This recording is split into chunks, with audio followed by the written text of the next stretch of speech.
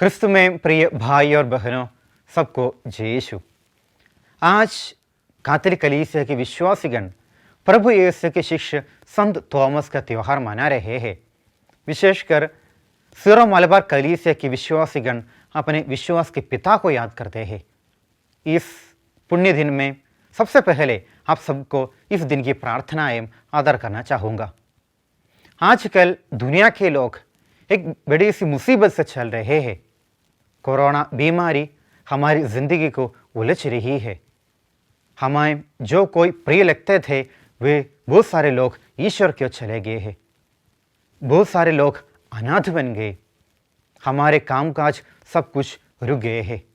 कहने का तात्पर्य यह है कि हमारी ज़िंदगी में एक बड़ा सा बाधा आया है। इस संकट के समय में मैं हमारे पिता संत थॉमस से जुड़े हुए विश्वास के दो चिंताओं पर प्रकाश डालना चाहूँगा। सबसे पहले संत थॉमस हमें ये कहता है कि यदि आप ईश्वर का दर्शन पाना चाहते हैं या विश्वास में बढ़ना चाहते हैं तो एक दूसरे से जुड़े रहना चाहिए। हमें जानते हैं कि संत यूहन्ना के सुसमाचार में 2 बार प्रभु यीशु अपने आप को शिष्यों के सामने प्रकट होता है। जब पहली बार वो अपने आप को दिखाई देता है उसी वक्त संत थॉमस उनके पास नहीं है। सुसमाचार ये नहीं कहता है कि वो कहाँ गया या और कुछ काम के लिए गया है। लेकिन जब वे वापस आते हैं तब अन्य शिष्य लोग उनसे कहता है कि हमने प्रभु देखा है, लेकिन उन्होंने विश्वास नहीं करता। लेकिन उसके बाद फिर से जब संत थॉमस अपने अन्य शिष्यों के साथ जुड़े रहते हैं उसी समय यीशु का दर्शन होता है। शायद हमें ये नहीं पता कि प्रभु यीशु उन्हें अपने आप को प्रकट किया है कि नहीं, लेकिन बिल्कुल नहीं किया है। इसलिए ही बाद में जब अपने अन्य शिष्यों के साथ जुड़े रहते हैं उसी समय ही प्रभु यीशु उनके साथ आते हैं और अपने आप को दिखाई देता है। उसी वक्त जब अन्य शिष्यों के साथ प्रेम भाव में जुड़े रहते हैं उसी वक्त संत थॉमस को भी प्रभु यीशु का दर्शन मिलता है। कहने का तात्पर्य यही है कि यदि हमें भी ईश्वर का दर्शन करना चाहते हैं तो मान लीजिए इसी प्रकार प्रेम भाव में एक दूसरे से जुड़े रहिए। उसी समय ही हम प्रभु का दर्शन पा सकते हैं। और हमारा विश्वास बढ़ना चाहिए तो मान लीजिए हमें एक दूसरे से जुड़े रहना चाहिए। कोरोना के समय में मैंने एक छोटा सा तस्वीर देखा है जिसमें अपने पिता ईश्वर और शैतान एक दूसरे से बात कर रहे हैं।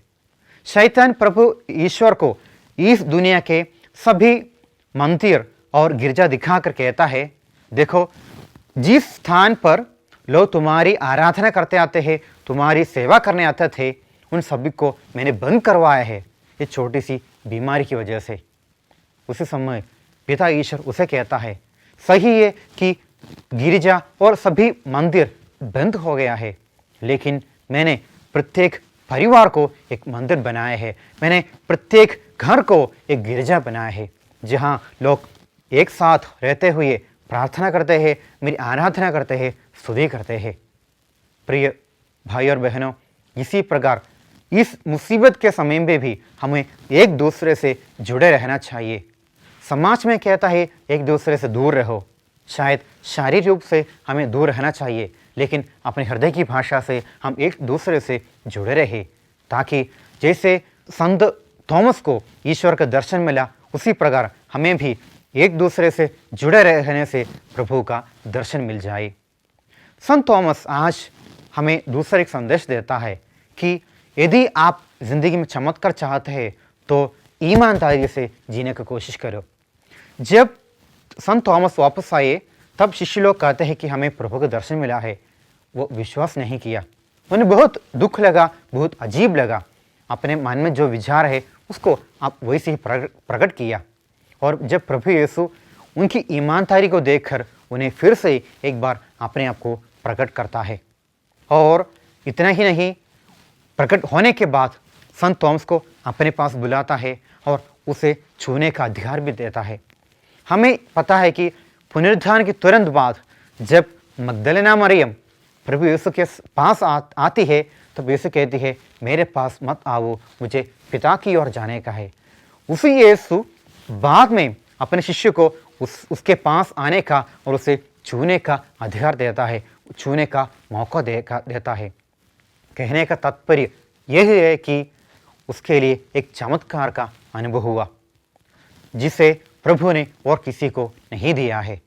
इसी प्रकार हमारी ज़िंदगी भी चमत्कार चाहते हैं, कुछ विशेष अनुभव हम चाहते हैं प्रभु यीशु से, तो मान लीजिए हमें संत थॉमस जैसे अपनी ईमानदारी से अपने हृदय की भाषा को प्रकट करना चाहिए और उसे जीना चाहिए।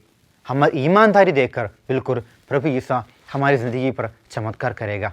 इसलिए प्रिय भाई और बहनों, हम संत थॉमस से कुछ सीखें और जाने और बढ़ने की कोशिश करें। विशेषकर जैसे वो कहता है, एक दूसरे से जुड़े रहते हुए, अपने भाई बहनों से प्रेम भाव में जुड़े रहते हुए, मिलते जुलते हुए हम ईश्वर का दर्शन पाएंगे।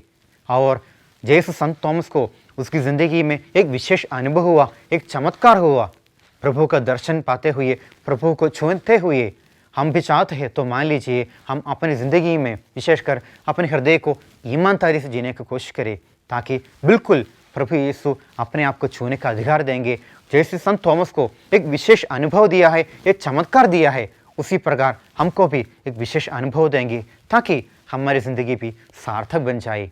इस मतलब के लिए हम विशेषकर संत थॉमस के मध्य साथ प्रार्थना करें। आमीन।